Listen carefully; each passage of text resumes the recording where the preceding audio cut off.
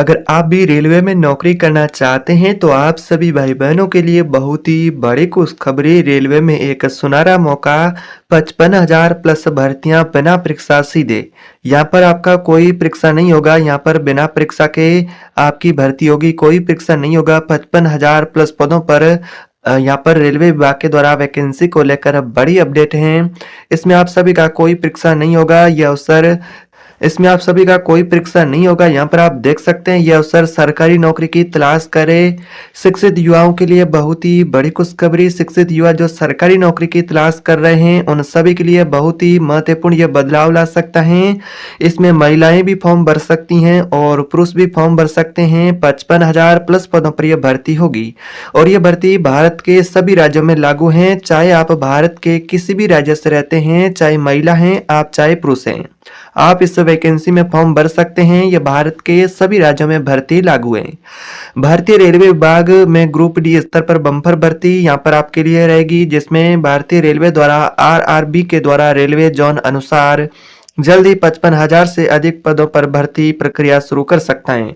यह भर्ती प्रक्रिया अभियान देश भर के युवाओं के लिए सरकारी नौकरी का सुनहरा मौका है। इस तरह सरकारी नौकरी पाने का अवसर आपको प्रदान करने वाला है। सरकारी नौकरी पाने का जो अवसर प्रदान करेगा, जिसमें आपके लिए एक स्तर परमानेंट नौकरी होगी। अगर आप भी रेलवे में परमानेंट नौकरी चाहते हैं तो आप सभी भाई बहनों के लिए रेलवे के द्वारा ये बहुत ही बड़ी खुशखबरी आ रही है।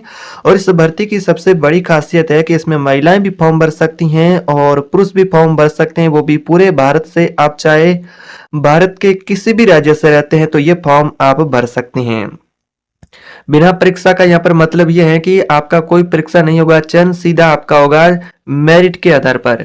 यह भर्ती सबसे बड़ी यहाँ पर इसलिए मानी जा रही है क्योंकि इसमें आपका कोई लिखित परीक्षा नहीं होगा, कोई परीक्षा नहीं होगा। चयन प्रक्रिया पूरी तरह से योग्यता पर आधारित होगी, जिसमें आपका 10वीं और 12वीं में आपने अच्छे खासे परसेंटेज बना रखे हैं तो आपका डायरेक्ट मेरिट के अनुसार चयन होगा।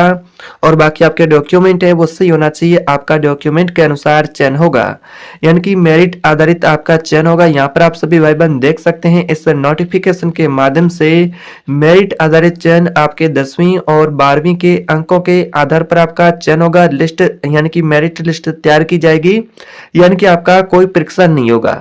तो यहाँ पर आप भाई बहन देख सकते हैं कि सिर्फ डॉक्यूमेंट के आधार पर आपका वेरिफिकेशन होगा। मेरिट लिस्ट में आने वाले उम्मीदवारों का डॉक्यूमेंट सत्यापन होगा, उसी के बाद आपको सरकारी नौकरी में चयन किया जाएगा। यानी कि कुल मिलाकर के कहे तो आपके डॉक्यूमेंट सही होने चाहिए और आपके 10वीं और 12वीं में जो अंक बना रखे हैं आपने 10वीं या फिर 12वीं के अंदर, इससे अलग आपकी योग्यता, जैसा कि आपने उच्च शैक्षणिक योग्यता कंप्लीट कर रखी है तो भी चलेगा, लेकिन निम्न में कहे तो आपको 10वीं और 12वीं पास होना चाहिए। तो आप इस भर्ती में फॉर्म भर सकते हैं।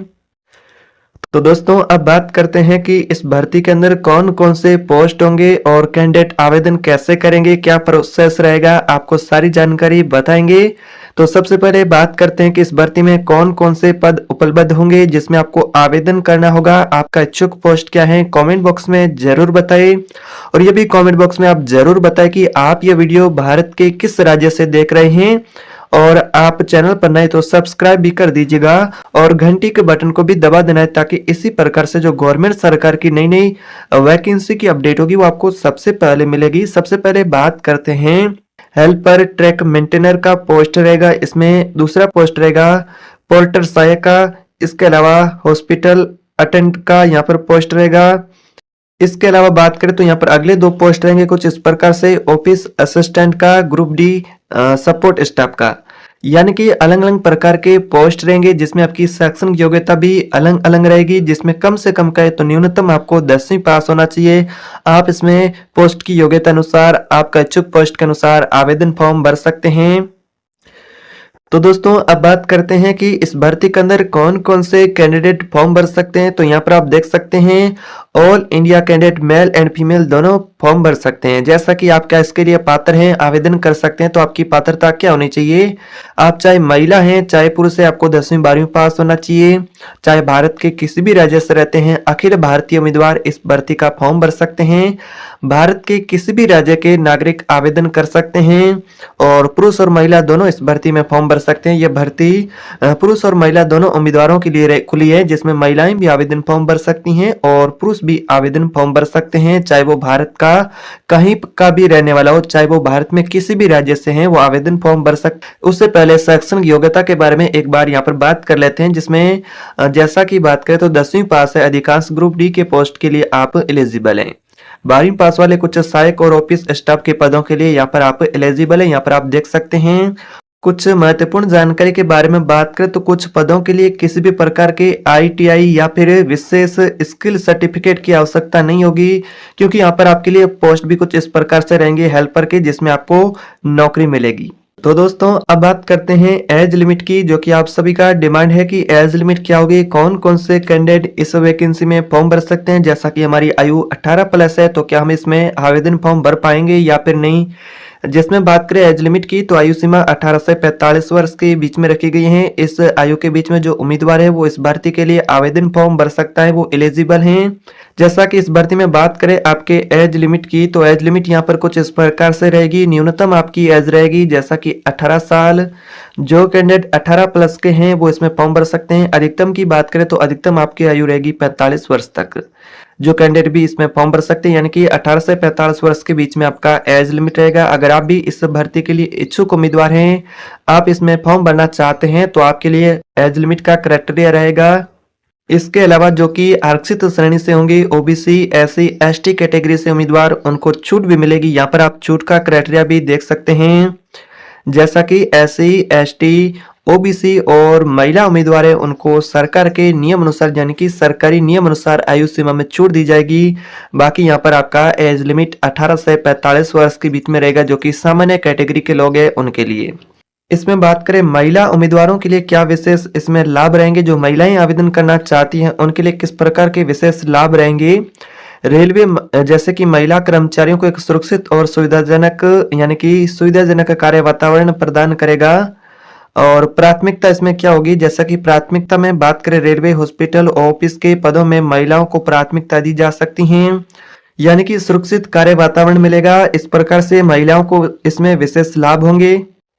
अब बात करते हैं पुरुष कैंडिडेट के लिए। पुरुष कैंडिडेट उम्मीदवार होंगे, उनके लिए भी करियर के कुछ खास यहाँ पर विशेष लाभ होंगे, यानी कि उनको भी विशेष सुविधाएं मिलेगी। जैसा कि बात करें, ये भर्ती पुरुषों को एक स्तर और सम्मानित करियर का मार्ग प्रदान करती हैं, जिसमें स्थायी सरकारी नौकरी, नौकरी की सुरक्षा और स्थायी रोजगार होगा। पूरे भारत में अवसर हैं, देश के किसी भी हिस्से में काम करने का आपको मौका मिल सकता है। इसके अलावा बात करें तो बिना परीक्षा यहाँ पर आपके लिए नौकरी रहेगा, जिसमें आपको किसी भी प्रकार का पहले लिखित एग्जाम नहीं देना है। बिना परीक्षा सपोर्ट पद रहेगा। बिना परीक्षा दिए गए कई महत्वपूर्ण सपोर्ट पदों पर आपको नियुक्ति मिलेगी।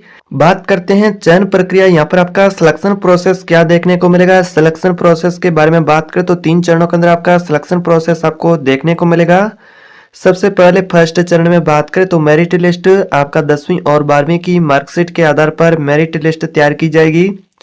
और सेकंड स्टेप में बात करें तो आपके दस्तावेज यानी कि आपके जो डॉक्यूमेंट है वो सही होना चाहिए। दस्तावेज सत्यापन, मेरिट में चयनित उम्मीदवारों की मूल दस्तावेज हैं उनकी जांच होगी।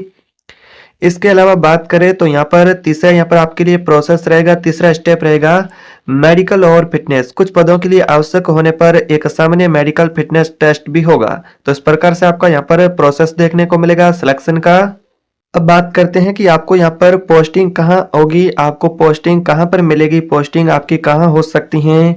तो नजदीकी जो आपका रेलवे जोन होगा यानी कि डिवीजन, आमतौर पर उम्मीदवारों को उनके नजदीकी या फिर चुने हुए रेलवे जोन या फिर डिवीजन में पोस्टिंग दी जा सकती हैं। इसके अलावा बात करें, इन पदों पर ट्रांसफर के अवसर सीमित होते हैं, जिससे कि आप एक ही स्थान पर लंबे समय तक काम कर सकते हैं। तो बात करते हैं यहाँ पर आपके पास कौन कौन से आवश्यक डॉक्यूमेंट होना चाहिए। अगर आप इसमें आवेदन फॉर्म भरना चाहते हैं, एक इच्छुक उम्मीदवार हैं, रेलवे भर्ती में नौकरी करना चाहते हैं, तो क्या क्या आपके पास डॉक्यूमेंट होना चाहिए आवेदन करने के लिए। तो अभी से तैयार कर ले ये डॉक्यूमेंट, जैसा कि आपका आधार कार्ड है, 10वीं 12वीं का मार्कशीट यानी कि प्रमाण पत्र, और बाकी अगर आपने अन्य कोई उच्च शैक्षणिक योग्यता कंप्लीट कर रखी है तो उसके आपके प्रमाण पत्र होना चाहिए। जन्म तिथि प्रमाण पत्र होना चाहिए। जाति प्रमाण पत्र होना चाहिए। अगर आप ओबीसी, एससी, एसटी वर्ग से अभ्यर्थी हैं उम्मीदवार, तो आपको जाति प्रमाण पत्र की भी जरूरत पड़ेगी, आपके पास होना चाहिए। स्वयं का हालिया पासपोर्ट साइज यानी कि फोटो होना चाहिए उम्मीदवार का, कैंडिडेट का, और बैंक पासबुक की कॉपी। इसके अलावा आपके चालू मोबाइल नंबर और ईमेल आईडी और स्वयं के हस्ताक्षर की स्कैन कॉपी होनी चाहिए। तो आवेदन की प्रक्रिया शुरू होने पर ये सभी डॉक्यूमेंट आपके काम आएंगे। तो इन डॉक्यूमेंट की फोटोकॉपी और इन डॉक्यूमेंट को आपको सबसे पहले संभाल करके रख लेना है।